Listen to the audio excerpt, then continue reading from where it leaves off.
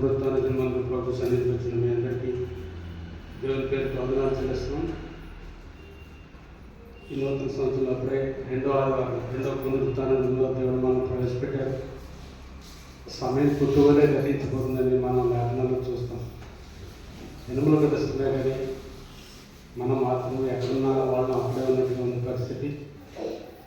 దేవుడు అద్భుతాలు చేసే రోజు ఇంకా ఆయన కృతజ్ఞత చెల్లించవలసిన వారమే ఉన్నాము. ఆయన చాలామంది నిర్లక్ష్యం చేస్తున్నారు.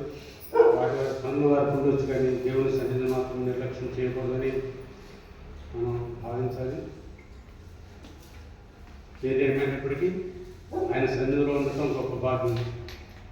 ఇలాంటి భాగ్యం దోచుకోక చాలామంది, మరి మనకంటే జనులు గొప్పవారు అసలు ఎంతోమంది జనాలు లేరు. మనల్ని సజీవులు ఎక్కడ అంటే ఆయనకి మనం కృతజ్ఞత చెల్లించవలసిన వారమే ఉన్నాము. పాటల పుస్తకం నుంచి 1091 పాట మనకు చరణం పాడుతున్నాము. నా మధ్యలో క్రోధెను సితారలు, నా హృదయం పాడెను కృతజ్ఞతలు. నా మధ్యలో క్రోధెను సితారలు,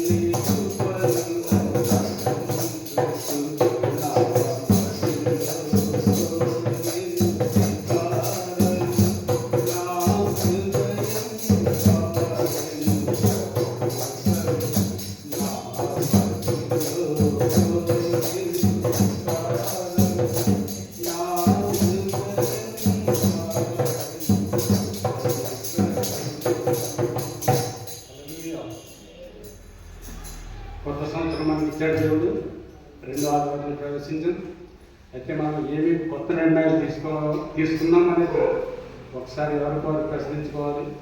2024 సంవత్సరంలో ఎలా ఉన్నామో 25వ సంవత్సరంలో కూడా అలా ఉంటే దేవుడు ఆనందించే దేవుడు కాదండి.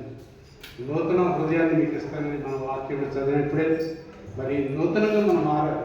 పులుసునిది పనికిరానిది 2024 సంవత్సరంలో ఒక దేవుడికి వ్యతిరేకంగా విరోధంగా మనం ఏమైనా చేస్తుంటే వాటన్నిటిని ఒప్పుకొని విడిచిపెట్టింది. మరి ఆయన సన్నిధిలో ఇంకా నిత్యనూతనంగా ఉండాలని మనం కోరుకుందాం. అలాంటి ఆశ కలిగి ఉందాం. మనం ఇప్పుడు చదివిన రిఫరెన్స్లో ఉంటే మొదటి సమయంలోనూ 10వ అధ్యాయం మొదటి సమయంలో 10వ అధ్యాయము 6-9.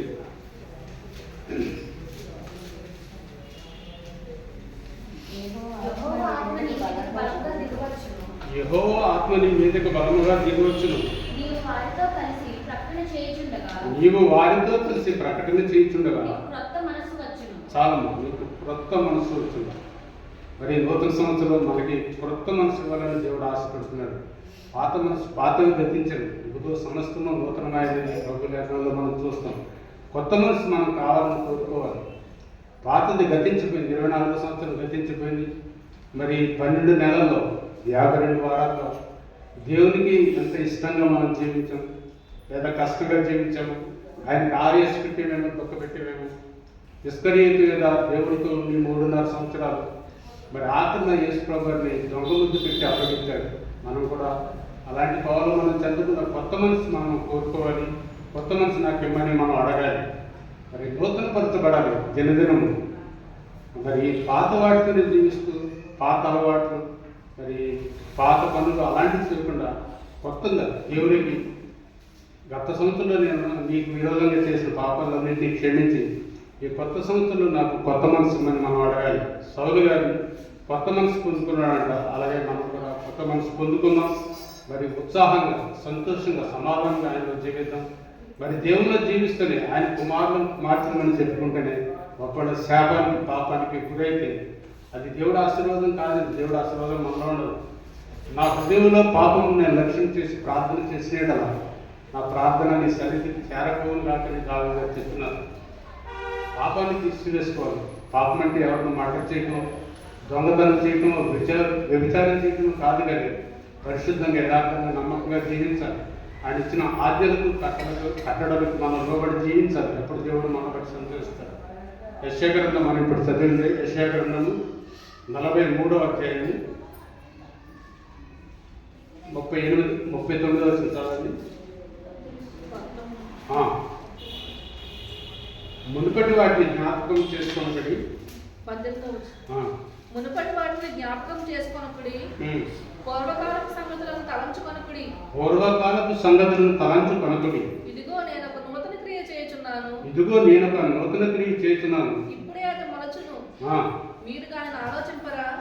నేను అరణ్యంలో త్రోవ కలుగజేయుచున్నాను, ఎడారిలో నదులు పారజేయుచున్నాను. చాలమ్మా, మునుపటి వాటిని జ్ఞాపకం చేసుకుంటాడు. గతించిన సంవత్సరాలు, గతించిన దినాలు మనం చేసిన ఒకవేళ దేవుడు చేసిన వాటిని మళ్ళీ జ్ఞాపకం చేసుకోండి. దేవుడు కూడా జ్ఞాపకం చేసుకోండి. మనం ఏకాగ్రంలో చూస్తే ఈ పాపములన్నింటినీ మూట కట్టి నేను అగాధ సముద్రంలో విసిరేసాను దేవుడు సరివేస్తున్నాడు. వాటిని మరి దేవుడు జ్ఞాపకం చేసుకోండి. మనం చేసిన పాపాలు, అధిక పాపాలు ఆయన మర్చిపోతున్నది యోగ గ్రంథంలో మనం చూస్తాం. కాబట్టి మునుపటి వాటిని జ్ఞాపకం చేసుకుని దేవుడు మనకు చేసిన కార్యాలు, ఇప్పుడు పాస్టర్ గారు చెప్పారు కదా, మంచి కార్యాలు, మన పట్ల చేసిన అద్భుత కార్యాలు మనం సాక్షి రూపంలో చెప్తూ ఉండాలి. మరి ఒకవేళ దేవుడిని ఆయాసపెట్టిన వాటిని ఆయన మర్చిపోయి ఇంకెప్పుడు నేను అలాంటివి చేయకుండా ఉండాలని మనకు మనం నిర్ణయం తీసుకోవాలి. మునుపటి వాటిని జ్ఞాపకం చేసుకున్నప్పటి పూర్వకాలపు సంగతులను తలంచుకొనకటి. ఒకవేళ ఏదైనా బాధ కలిగే సంఘటన నెరవేరవచ్చు, ఏవైనా ఇరుకు ఇబ్బందులు అవన్నీ కలిగి ఉండొచ్చు. వాటన్నింటినీ దేవుడు జ్ఞాపకం చేసుకోవద్దని దేవుడు చదివిస్తున్నాడు. 19వ వచనం, ఇదిగో చెప్తున్నాడు దేవుడు, నేను ఒక నూతన క్రియ చేస్తున్నాను. కొత్త క్రియ దేవుడు మన పట్ల చేస్తాడు. నూతన సంవత్సరం ఆయన నూతన మనసు మనకి ఇస్తాడు, నూతన కార్యం చేస్తానని దేవుడు సెలవిస్తున్నాడు. కాబట్టి ఆ నూతన కార్యం కోసం మనం దేవుడిని అడగాలి. పాత గతించిన ఆ పులిసిపోయిన పిండి మనలో ఉండకూడదు. మరి ఒక విషపు చుక్క పాలలో వేస్తే ఆ పాలన్నీ విషయం అయిపోతుంది, తెలిసిందే కదా. ఒక అవిధేయత, ఒక పాపం, ఒక చిన్న పాపం మనలో ఉంటే మన ఆత్మీయ జీవితం అంతా పాడైపోతుంది. కాబట్టి ప్రియమైన దేవుని సన్మ మరి నూతన క్రియ దేవుడు చేస్తా అన్నాడు. కాబట్టి ఆయనకి మనం అవకాశం ఇవ్వాలి. ఇప్పుడే ఆయన మనుషును, మీరు దానిని ఆలోచింపరా? నేను అరణ్యంలో త్రోవ కలుగజేయవాడను, ఎడారిలో నదులు పారజేయడు.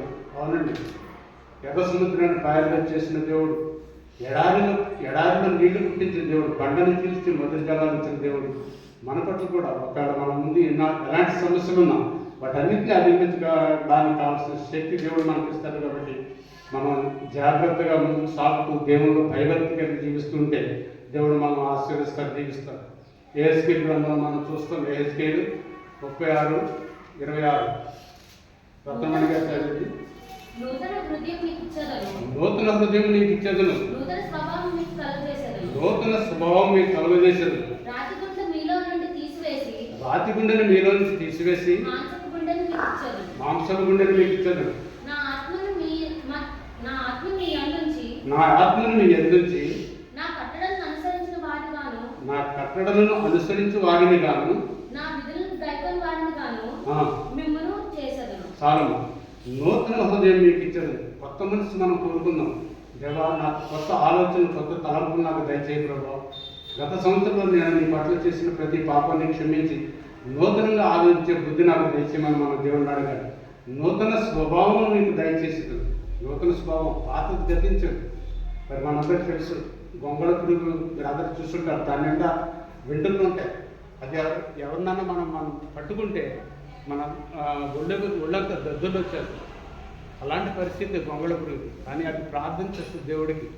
21 రోజులు దాని చుట్టూ గూడు కట్టుకుని ప్రార్థన చేసినప్పుడు ఎంతో అద్భుతమైన సీతాకోకచిలుగా గొంగళ పురుగు మారుతుంది. మనం కూడా అలా మారాలని దేవుడు కోరుకుంటున్నాడు. పాత స్వభావం విడిచిపెడదాం, పాత విషయాలన్నీ విడిచిపెడదాం, కొత్తగా నూతనంగా మరి మనం ఉండాలని దేవుడు కోరుకుంటున్నాడు. నూతన హృదయమును మీకు ఇచ్చేద్దను, నూతన స్వభావం మీకు కలుగు చేసేది. ఈ మాటలు పట్టుకుని మనం దేవుడు ప్రార్థన చేసుకుంటా ఉండాలి. నూతన స్వభావం నాకు ఇస్తాను, కాదు నూతన ఆత్మ ఇస్తాను అని మనం ప్రార్థన చేస్తే దేవుడు మనకు తప్పకుండా మరి అది ఇస్తాడు. రాతి గుండెని మీ నుంచి తీసివేసి మెత్తని మాంసపు గుండెని ఇస్తానని స్పందించే హృదయం ఉండాలి. రాతి గుండె ఉంటే దానివల్ల ఏమాత్రం ప్రయోజనం ఉండదు. మనం మందిరానికి వచ్చి మందిరంలో కూర్చొని పాటలు పాడి సంగీతం చేసి వాక్యాలు చదివి ఇవన్నీ చేసినంతలో దేవుడు అది నచ్చడు. కానీ మన హృదయాన్ని స్పందించేలాగా మనం సరి చేసుకోవాలి. ఆయనకి ఇష్టం కాదు మనం విడిచిపెట్టాలి. అప్పుడు దేవుడు మనల్ని కొత్త స్వభావం మనకి నూతన స్వభావం ఇస్తాను దేవుడు చేస్తున్నాడు. కాబట్టి అలాంటి హృదయాన్ని దేవుడు మనకి ఇచ్చేలాగా మనం ప్రార్థన చేసుకుందాం. కొత్త గుండె మన దేవుడిని అడుగుదాం. కొత్త మనసు మన విరిగినలిగిన హృదయమే యెహోవాకు ఇష్టమైన బలిని దేవుని వాక్యం సెలవుస్తుంది. కాబట్టి విరిగినలిగిన హృదయం మనం కోరుకుందాం, పశ్చాత్తాపడదాం. అప్పుడు దేవుడు మనకి నూతనమైన ఆలోచన కలంపురిస్తాడు. యెషయా గ్రంథంలో మరో మాట, యెషయా గ్రంథం 40వ అధ్యాయము 31వ వచనం. యెహోవా కొరకు ఎదురు చూసేవారు నూతన బలం పొందుదురు. వారి పక్షిరాజు వలె రెక్కలు చాపి పైకెగుదురు. చాలమ్మ. పక్షిరాజు యవ్వనం వలె మనకి దేవుడు కొత్త బలాన్ని ఇస్తానని సెలవిస్తున్నాడు. పక్షిరాజు యవ్వనం వల్ల యవ్వనం అంటే మనం యవ్వనం అయిపోం, కానీ ఆయన మనసు మనలో ఉన్నప్పుడు నిత్య నూతనంగా సంతోషంగా సమాధానంగా ఉంటాం. మన చుట్టుపక్కల ఉన్న వారితో మనకు సమాధానం ఉంటుంది, మన కుటుంబాల్లో సమాధానం ఉంటుంది. కాబట్టి పక్షిరాజు యవ్వనం వలె నీ యవ్వనము క్రొత్తదొక్కుతున్నట్టు. పక్షిరాజు సంవత్సరానికి ఒకసారి ఆయన ఆ పక్షిరాజు తన ఏకలు ఫెదర్స్ అన్ని పీకి వేసుకుని ముక్కు తీసేసుకుని కొత్త స్వభావాన్ని ధరిస్తుందటది. అలాగే మనం కూడా కొత్త స్వభావాన్ని ధరించుకోవాలి. కొత్త సంవత్సరంలో పక్షిరాజులాగా మనం కూడా యవ్వన బలంతో దేవునిలో ఎదగాలి. దేవుడిని ఆనందపరిచేవారుగా, దేవుడిని మరి సంతోషపెట్టేవారుగా మనం ఉండాలి. పక్షిరాజు యవ్వనం వంటి మన యవ్వనం మనకు ఉండాలని దేవుడు ఆశిస్తున్నాడు. కాబట్టి అలాంటి ఆశ మనం కలిగి ఉన్నాం. యోహాను సువార్తలో ఒక మాట చూడండి. యోహాను సువార్త 3వ అధ్యాయం 3వ వచనం.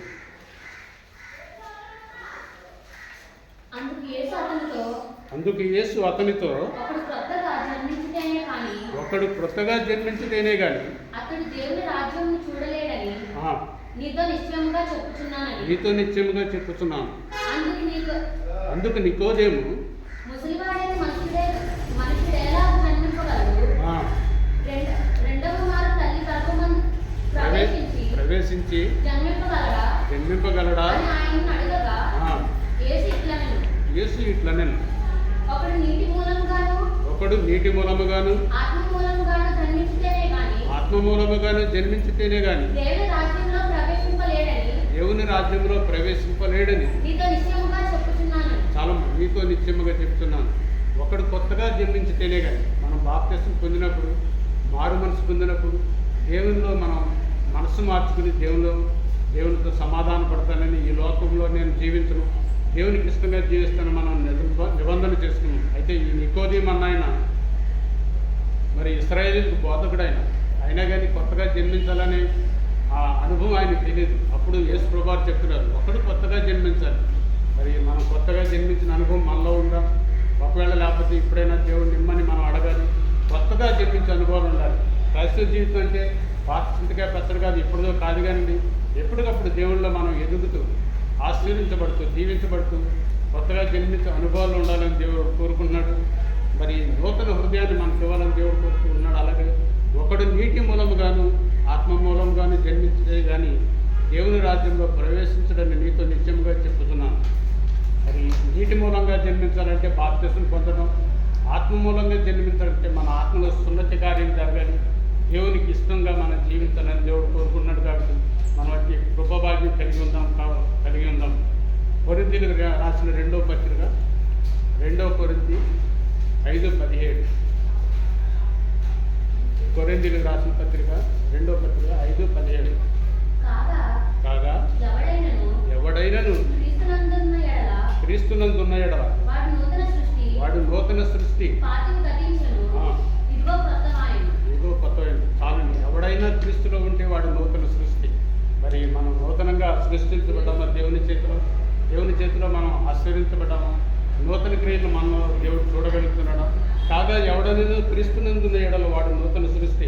పాతవి గతించాను, పాత సంవత్సరం గతించిపోయింది, 2024 గతించిపోయింది, 25లో ప్రవేశించారు. మరి ఇంత వాటినే కాకుండా కొత్త మనసు మనం కలిగి ఉండాలని, ఇవిగో సమస్తము కొత్తవాయనని దేవుడు సెలవుస్తున్నాడు. కాబట్టి కొత్త ఆలోచన, కొత్త తలంపులు, పాతవే విడిచిపెట్టాలి.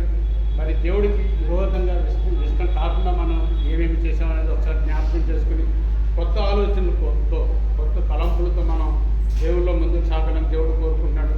24వ సంవత్సరంలో మరి ఎన్నిసార్లు మనం ప్రార్థన చేసుకోకుండా, బైబిల్ చదవకుండా, దేవుని మందిరానికి రాకుండా అలక్ష్యం చేసాం, వాటన్నిటిని క్షమించమని ఈ కొత్త సంవత్సరంలో మరి కొత్త నిర్ణయాలతో, కొత్త ఆశయాలతో, కొత్త తలంపులతో మనం ముందుకు సాగాలని దేవుడు కోరుకున్నాడు. కాబట్టి అలాంటి పరిస్థితి మనలో ఉండాలని, కొత్తగా మరి ఆయనలో ఉండాలని దేవుడు కోరుకున్నాడు. అలాంటి మనసు మనం కోరుకుందాం.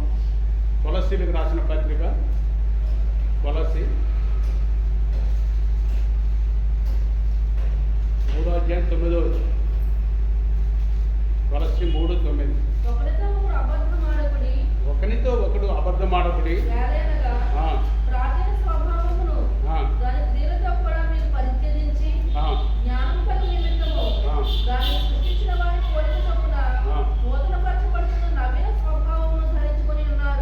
నవీన స్వభావాన్ని ధరించుకున్న ఉన్నారు. మరి పాతది విడిచిపెట్టి నవీన స్వభావంలోకి మనం మారాలని, పక్షిరాజు వలె లైక్ వంగల పురుగు వలె మనం పాత జీవితంలో మనం ఉండకుండా కొత్త జీవితంలో ఉండాలని దేవుడు కోరుకున్నాడు.